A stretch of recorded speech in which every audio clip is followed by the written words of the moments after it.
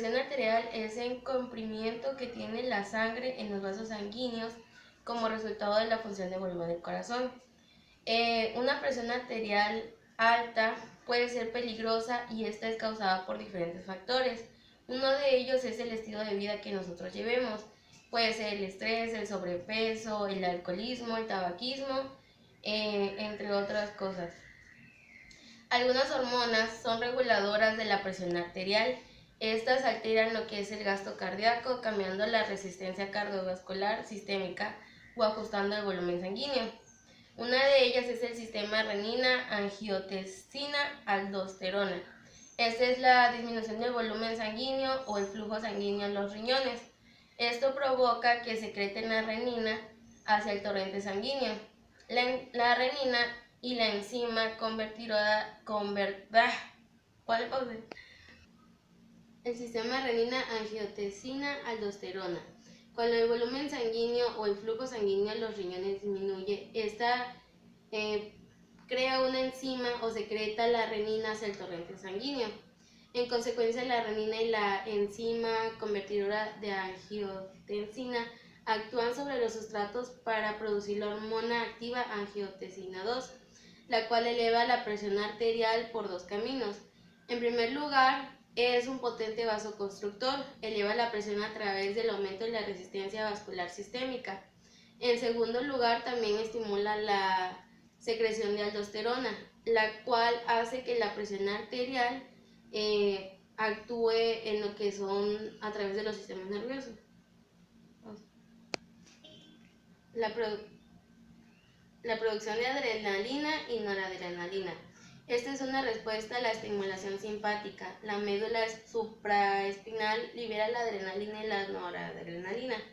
Estas hormonas aumentan el gasto cardíaco a través del incremento de la frecuencia y fuerza de las contracciones cardíacas. También producen vasoconstricción de las arteriolas y venas de la piel y los órganos abdominales. Estas ayudan a incrementar el flujo sanguíneo a la hora de realizar alguna actividad física, por lo tanto también pueden elevar un poco la presión arterial o a su vez disminuirla. La hormona antidiurética. Esta es producida por el hipotálamo y esparcida a través del lóbulo posterior de la hipófisis en respuesta a síntomas como deshidratación y disminución del volumen sanguíneo. Esta hormona también produce vasoconstricción, por lo que incrementa la presión sanguínea. También es conocida como la hormona vasopresina. Péptido natriurético articular. Esta es liberado por las células auriculares del corazón.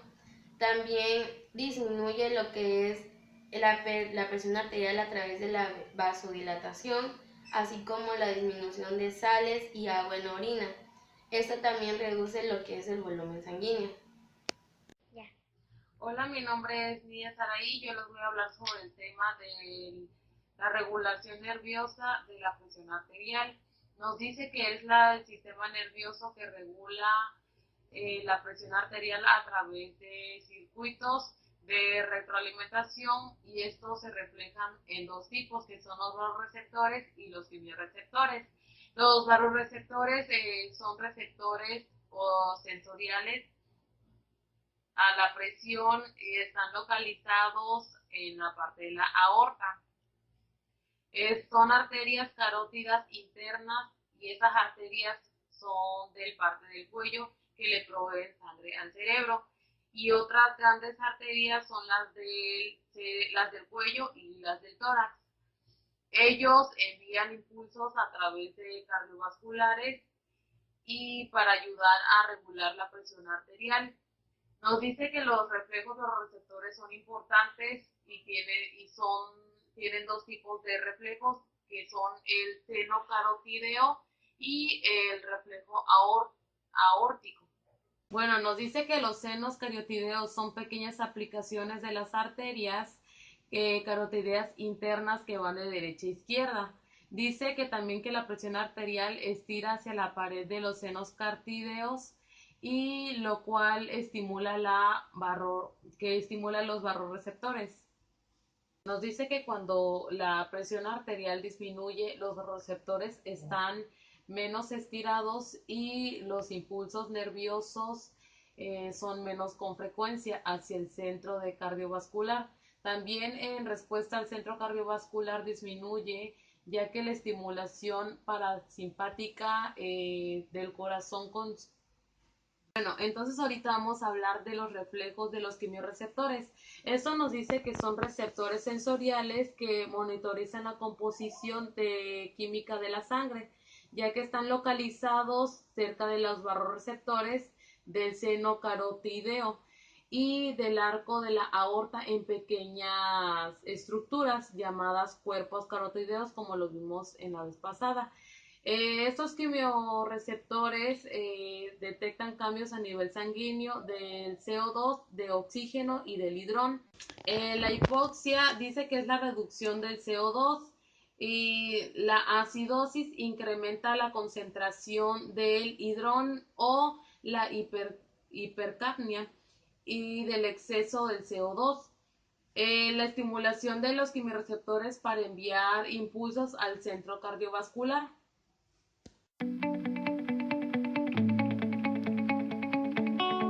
Diastólica y sistólica, cómo funciona, cómo genera, cómo se hace todo eso.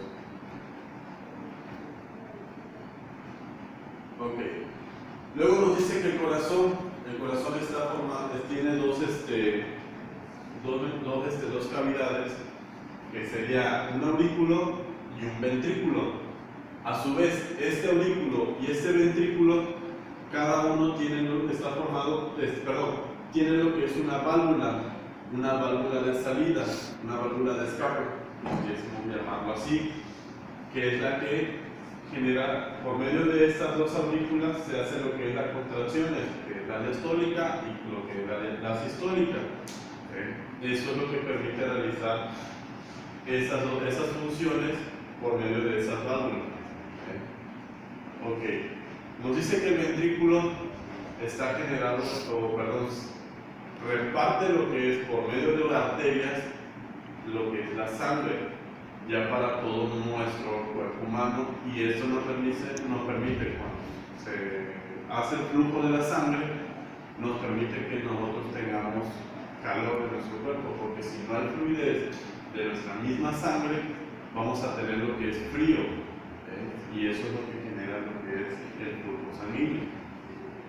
Uno de los principios fundamentales de la circulación es el flujo sanguíneo y su control, y esto quiere decir que uno de los principales de estos principios es la capacidad de cada tejido de controlar su propio flujo sanguíneo local en proporción a sus necesidades metabólicas. Esto quiere decir que de acuerdo a sus necesidades se van a clasificar en específicas, que son aporte de oxígeno a los tejidos, aporte de otros nutrientes como glucosa, aminoácidos grasos, entre otros, eliminación de dióxido de carbono de los tejidos, eliminación de hidrogenios de los tejidos, mantenimiento de concentración tisulares adecuadas entre iones, transporte de diversas hormonas y otras sustancias específicas a los diferentes tejidos.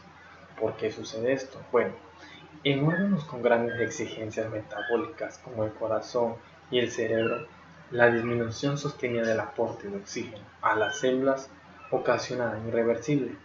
Bueno, esto quiere decir que uno de los mecanismos de defensa filogenéticamente heredados para prevenir la hipoxia tisular es el aumento en el transporte de oxígeno sistémico. Por ejemplo, la taquicardia en el ejercicio.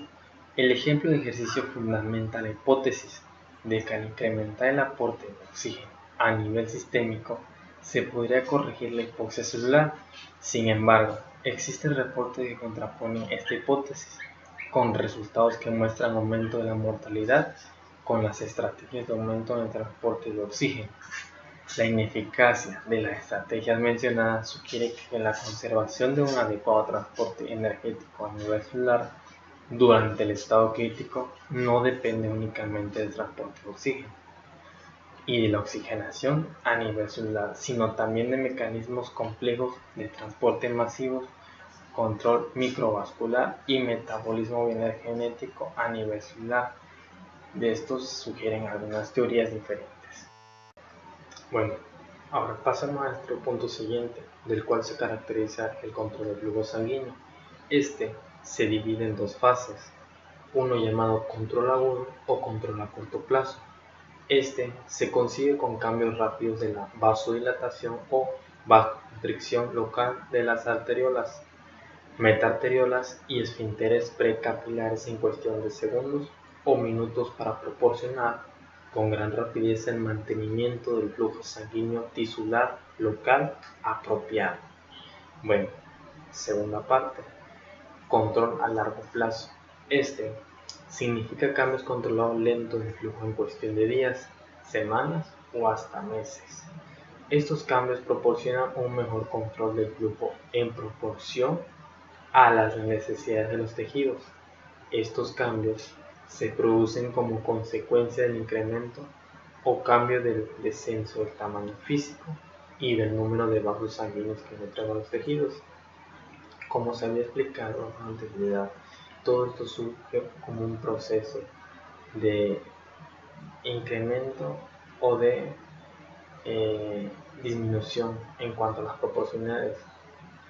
Bueno, el efecto del aumento del metabolismo sobre el flujo sanguíneo tisular. Existen dos teorías, una la más acertada, que es teorías básicas de la regulación del flujo sanguíneo local, teoría vasodilatadora.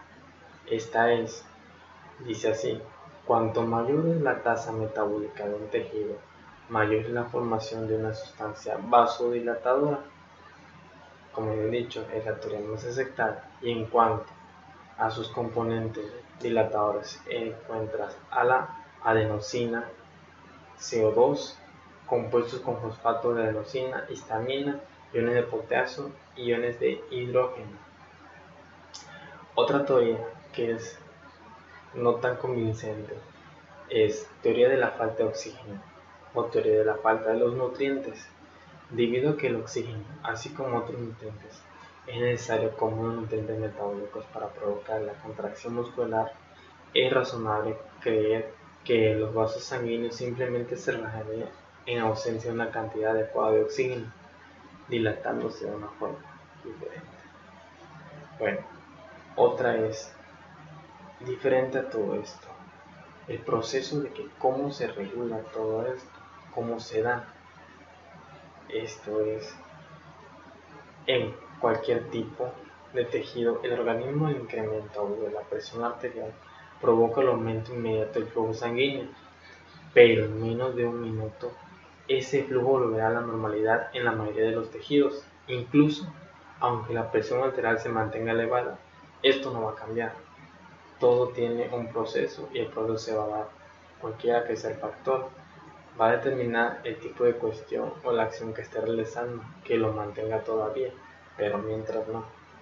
Esta normalización de flujo se denomina autorregulación del flujo sanguíneo. Existe otra teoría metabólica. Cuando disminuye el flujo sanguíneo, se acumulan ciertas sustancias vasodilatadoras en los tejidos y los vasos se dilatan. Por el contrario, cuando aumenta el flujo, estas sustancias son eliminadas. Una presión arterial elevada estira el vaso hasta que provoca a su vez una contracción vascular reactiva que reduce el flujo sanguíneo casi a la normalidad. La teoría miogenética sugiere que otro mecanismo no relacionado con el metabolismo tisular explica el fenómeno de autorregulación. Esta teoría se basa en la observación, sé que en la disminución repentina de los pequeños vasos sanguíneos hace que se contraiga el músculo liso del vaso. Bueno, cuando la presión de perfusión a un órgano se incrementa súbitamente, el músculo liso arterial se distiende y luego se contrae. Súbitamente el músculo liso arterial se distiende y luego se contrae. Esto es la vasoconstricción resultante en mantener constante el flujo de sangre. Bueno, a todo esto, regulación a largo plazo del flujo sanguíneo. Se había explicado de corto plazo, bueno, ahora se explica a largo plazo. Este puede ocurrir en un periodo de horas, días o semanas que se suma a la regulación aguda. Esta regulación a largo plazo consigue una regulación mucho más completa y es especialmente importante, ya que cuando cambian las demandas metabólicas del tejido, este a su vez consiste principalmente en cambiar la cantidad de vascularización de los tejidos.